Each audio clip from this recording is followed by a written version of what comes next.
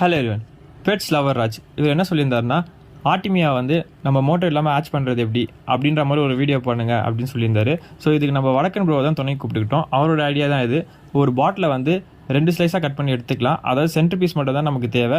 So அதில் ஒரு சின்ன வெண்ட் மாதிரி ஒரு ஹோல் கிரியேட் பண்ண போகிறோம். ஸோ இது பார்த்தீங்கன்னா இந்த பக்கம் ஒரு வெண்ட்டு, அந்த பக்கம் ஒரு வெண்ட் பண்ணிடலாம். ஸோ இது எதுக்குன்றதை நான் சொல்கிறேன். ஸோ இந்த மாதிரி ஒரு வெண்ட் பண்ணிவிட்டு கீழே ஒரு ஒயிட் பிளாஸ்டிக் பாக்ஸ் மாதிரி நான் எடுத்துக்கிட்டேன். ஏன் ஒயிட்டே எடுக்கணுன்றது அவசியம் கிடையாது கைஸ். நீங்கள் என்ன கலர் வேணால் சூஸ் பண்ணிக்கலாம். நான் வீடியோக்காக ஒயிட் எடுத்திருக்கேன். கல்லுப்பு கொஞ்சம் போட்டுக்கோங்க. ஸோ இதை நல்லா தண்ணியில் வந்து டிசால்வ் ஆகிற வரைக்கும் அந்த கல்லுப்பை கரைச்சிருங்க.